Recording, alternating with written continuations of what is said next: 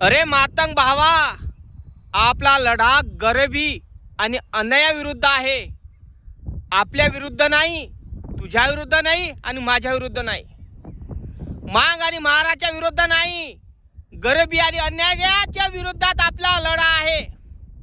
आणि गरिबी आणि अन्याय विरुद्ध हा लढा जोपर्यंत राहील तोपर्यंत तुलाही पण हा बौद्धाच्या पाठीशी राहावं लागेल.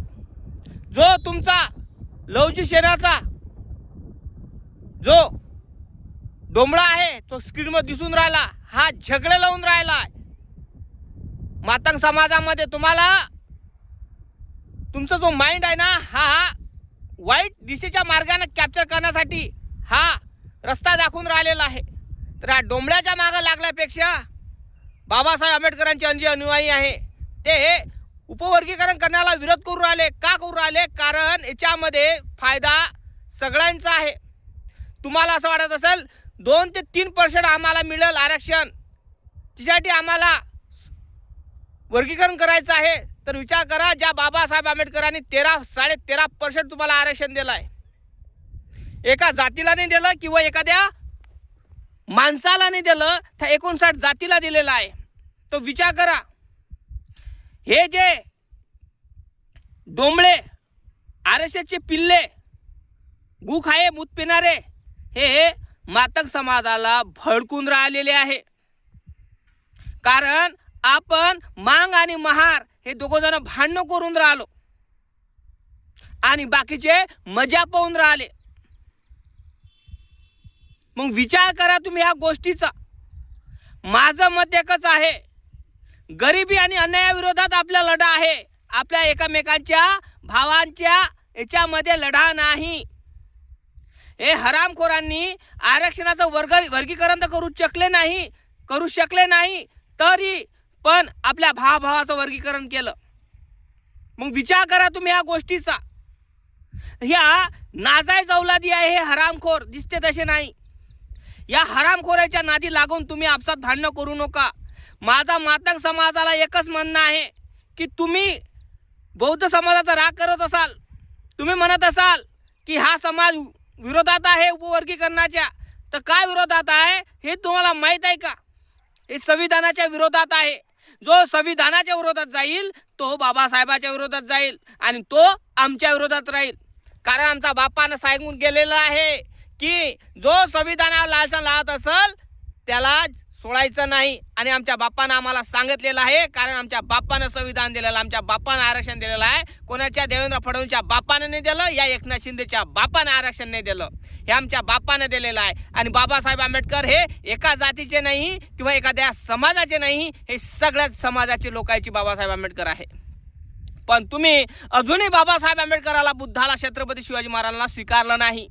तुमचे लोक म्हणतात, कमेंट करून सांगतात की आम्ही फक्त अण्णाभाऊ साठे आणि लवजी वस्तादांनाच मानतो, आम्ही बाबासाहेब आंबेडकरांना मानत नाही. मग बापाने दिलेलं आरक्षण चालतं, बापाने दिलेलं सुखसोयी चालतं, पण बाप चालत नाही. आणि तुम्ही तो आरक्षणाचे लंडू राहील ना, बाप बनवून घेतला, पण बाबासाहेब आंबेडकरांना तुम्ही दूर केलं. आम्हाला शरम वाटते की तुम्हाला भाऊ म्हणायचा. आमचा लढा मातंग समाजाशी नाही, आमचा लढा मांग आणि महारांचा नाही. आमचा लढा कोणाचा आहे, कोणाशी आहे? ते आरक्षणाचे पिल्ले आहे, त्यांच्याशी लढा आहे आमचा. कितीतरी मातंग समाज ह्या उपवर्गीकरणाच्या विरोधात आहे, कितीतरी मातंग समाज ह्या उपवर्गीकरणाच्या विरोधात आहे, तरी आम्ही त्यांना म्हणतो की भाऊ तुम्ही उपवर्गीकरणाच्या विरोधात राहाच, आमच्या बाजूने राहा. कारण वर्गीकरण झाल्यावर असं नाही की तुमचे लेकरं डायरेक्ट कलेक्टर बनणार नाही. तुमचा उपभोग ते आरक्षणाचे लोक घेणार. कारण तुमच्या जातीमध्ये लय अशिक्षित लोक आहे जे शिकलेले नाही आहे, की कोणी शिकले आहे, कोणी शिकलेले नाही आहे. जेव्हा काय होणार की तुम्ही अशिक्षित असताना काही लंडुरे, काही काय गांडे लोक काय करणार, मनुवादी, ते तुमच्या जागेवर नोकरी करणार. मग विचार करा, तुम्हाला फक्त मोहर केलेला आहे, झगडे लावण्याचं कारस्थान केलेलं आहे. त्यांना संविधान मिटवायचं आहे. संविधान बाबासाहेब आंबेडकरांनी दिलेलं जे संविधान आहे आपल्या भारताला, हे मिटवण्याचा कारस्थान ह्या देवेंद्र फडणवीसचं सरकार आणि आरक्षणाचे पिल्ले करून राहिलेले आहे. आणि ते जो बौद्ध धर्मातील लोक, बौद्ध समाजातील लोक, जे मोठे भाऊ तुमचे, तो कालचा महार आताचा बौद्ध तो समोर गेलेला आहे, त्याला कसं खाली पाडायचं असं यांचा हरामखोऱ्यांचा काय आहे डोक्यात प्लॅनिंग ठरलेली आहे. ते बाबासाहेब आंबेडकरांचं अस्तित्व, बाबासाहेबांच्या लेकराचं अस्तित्व मिटवण्याचं कार्य करून राहिलेलं आहे. तुम्ही आपलं अस्तित्व खराब करून राहिलेलं आहे. गांडीला फळा, गळ्यात मडकं बांधायचं जसं पहिले आपण बांधत होतो, जेव्हा आपल्याला अस्पृश्यता मागासलेला, आपल्याला बराबरीचा अधिकार नव्हता, माणूस म्हणून जगण्याचा अधिकार नव्हता, ते दिवस तुम्ही आणणार, ते दिवस तुम्ही आणणार आणि लवकरच येणार. तुम्ही एकी असाल तर हे दिवस येणार नाही, तुम्ही एक नसाल तर हे दिवस लवकरात लवकर येणार. कारण बाबासाहेब आंबेडकरांनी आपल्याला 59 जातीमध्ये असं बांधलेलं आहे, जे बाबासाहेब आंबेडकरांनी आपल्याला आरक्षणासाठी दिलेलं आहे. या शिक्षणासाठी, या नोकरीसाठी, या अमक्या ठिकाणासाठी आरक्षण दिलं नाही आहे बाबासाहेब आंबेडकरांना. उपभोग घेण्यासाठी, या आर्थिक प्रगती झाली पाहिजे त्याच्यासाठी आरक्षण दिलं नाही आहे बाबासाहेब आंबेडकरांना. आपल्याला माणूस म्हणून जगण्याचा अधिकार नव्हता, माणूस म्हणून आपल्याला जगू देत नव्हते, जनावर म्हणून जगू देत होते. कळलं काय? आपल्याला राजकारणात आपल्याला हे नव्हतं, संधी नव्हती, कोणाच ठिकाणी संधी नव्हती आपल्याला. त्या बाबासाहेब आंबेडकरांना आरक्षण आपल्याला संधी दिली, त्या संधीचं सोनं करणं हे गरजेचं आहे. पण तुम्ही काही हरामखोर लोक, काही अवकानी लोक, काही आय घाले लोक काय करत आहे की ते आरक्षणाचा काय करत आहे, तोडमोड करत आहे. माझं एकच पण नाही, माता समाजातले काही लोकांना, जे शिकलेले वर्ग आहे, जो शिकलेला समाज आहे, जे कितीतरी वर्ग शिकलेले आहे, त्यांनी बौद्ध धर्माकडे वळा, बुद्धाकडे वळा. कारण तुम्हाला तुमच्या येणाऱ्या पिढीची प्रगती बघायची असेल तर बुद्धाशिवाय पर्याय नाही. आणि माझ्या आंबेडकरी चळवळीतल्या नेत्यांना माझं एकच म्हणणं आहे, कुणीही समाजामध्ये तुम्ही कोणाला कोण्या मातंग असो, ओबीसी असो, SC ST सगळे जे जातीतील लोक आहे त्यांच्यावर अत्याचार होत असेल तर तुम्ही जा, असं नाही. पण त्यांना बुद्ध सांगा आणि बुद्ध पटवून द्या. बाबासाहेब आंबेडकर तुमच्या डोक्यामध्ये घाला, बुद्ध त्यांच्या डोक्यामध्ये घाला आणि घातल्यावर त्याला सांगा की तुम्हाला बुद्धाकडे वळायचं आहे. बुद्धाकडे वळत असाल तर तुमची प्रगती नक्की होणार आणि कोणीच तुमच्यावर अत्याचार करणार नाही. अशा पद्धतीचे तुम्ही त्यांना भाष्य करत असाल आणि त्याचा जो माइंड आहे हो डायव्हर्ट झाला की लगेच लोक बुद्धाकडे वळणार. पण आपण अजूनही लोकांना बुद्ध सांगून राहिलो नाही, बाबासाहेब आंबेडकर सांगून राहिलो नाही. आपल्या सगळ्या लोकांना, जो बौद्ध भिक्षू असो, या आंबेडकर चळवळीचा नेता असो, या बौद्ध उपासक उपासिका असो, कोणी पण असो, त्यांनी गावोगावी कोणाला अत्याचार होत असेल त्याच्या घरी जाऊन त्यांना सांगा की तुम्ही बुद्धाकडे वळा. बुद्ध हा असा एक मार्ग आहे की तो माणूस म्हणून जगण्याचा अधिकार देतो, माणूस म्हणून जगण्याचा दृष्टिकोन देतो, एक रस्ता दाखवतो. कारण इथं उच्च नाही, काय वर्ण व्यवस्था नाही, हा धर्म नाही, हा एक धम्म आहे असं तुम्ही सांगितलं ना, खोटं नाही सांगत. कारण आपल्याला सगळ्या लोकांना त्यांचं जे माइंड आहे हे डायव्हर्ट करायचं आहे. का डायव्हर्ट करायचं आहे? कारण बुद्धाच्या मार्गाने यांना चालवायचं आहे. का? कारण कितीतरी रूढी परंपरा, कितीतरी मानसिक गुलामी, कितीतरी लोक मानसिक गुलामीने जगून राहिलेले आहेत, त्यांना माणूस म्हणून जगण्याचा अधिकार नाही. कितीतरी मातंग समाजातील लोक स्वतःला काय म्हणतात की आम्ही हिंदू आहोत, पण ते स्वयंघोषित हिंदू आहे, हे लक्षात ठेवा. मातंग हा हिंदू नाही, हा शूद्र आहे, हे लक्षात असायला पाहिजे. पण तो स्वतःला स्वयंघोषित हिंदू म्हणतो. का?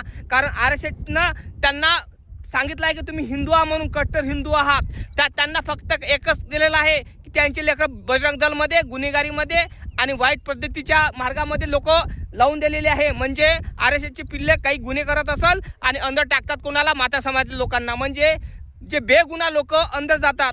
मला सांगायचं याच हेतू आहे की ह्या लोकांच्या मागं लागून तुम्ही स्वतःची येणारी पिढीचा तर बर्बादी करून राहिले, पण स्वतःचे पण करून राहिले. आणि मलाही सांगा, जे हे वर्गीकरण होऊन राहिलेलं आहे, हे वर्गीकरण खरंच चांगल्यासाठी होऊन राहिले का नाही? दोन जातीमध्ये कसं तेळ निर्माण करायचं, झगडे कसे लावायचं, हाच हेतू RSSचे आहे. आणि ह्या डोंबल्याचा हेतू आहे. हा जो डोंबला स्क्रीनवर बघून राहिला, हा करून राहिला माता समाजामध्ये विष धारण्याचं काम. कारण तुम्हाला विष पाजण्याचं काम करू राहिला, तुम्हाला भयभीत करण्याचं काम करू राहिला, तुम्हाला वाईट रस्त्याच्या मार्गाने नेण्याचं काम करू राहिला.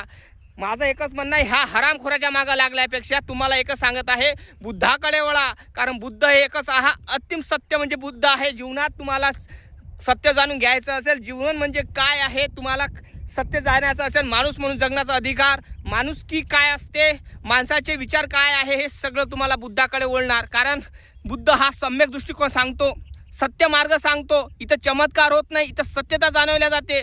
म्हणून सांगतो, तुम्हाला बुद्धाकडे वळायचं असेल, तुम्हाला खरंच सत्यता जाणून घ्यायची असेल, जीवनामध्ये खरंच तुम्हाला काहीतरी बनायचं असेल, बुद्धाशिवाय पर्याय नाही. आणि शिक्षणाकडे वळायचं असेल तर बाबासाहेब आंबेडकराशिवाय पर्याय नाही. तर तुम्हाला बाबासाहेब आंबेडकर बुद्ध पाहिजे असेल तर तुम्हाला बुद्धाकडे वळावे लागणार. छत्रपती शिवाजी महाराज पाहिजे असेल तर तुम्हाला बुद्धाकडे वळावे लागणार. तुम्हाला कसा वाटला व्हिडिओ नक्की कमेंट करून तुम्ही सांगा. लाईक करा, चॅनलला सबस्क्राईब करायला विसरू नका. जय भीम, नमो बुद्धाय, जय शिवराय, जय जिजाऊ, जय रमाई.